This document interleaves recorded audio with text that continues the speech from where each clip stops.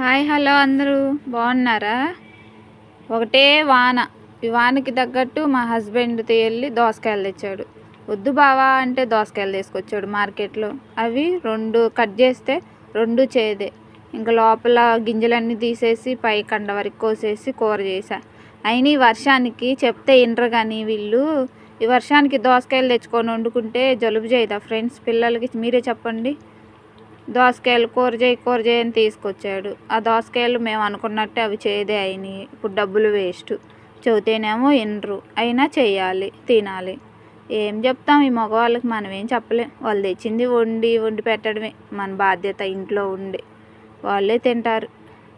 అయినా పిల్లలకి దోసకాయలు గోంగూర ఇలాంటివి పెట్టొద్దు ఫ్రెండ్స్. ఈ వాతావరణానికి ఊరికనే జలుబులు చేస్తుంది. ఇంకా వాళ్ళని మళ్ళీ హాస్పిటల్ తిప్పలేక, వాళ్ళకి డబ్బులు పెట్టలేక, వాళ్ళకి మందులుగా మింగించలేక అంతా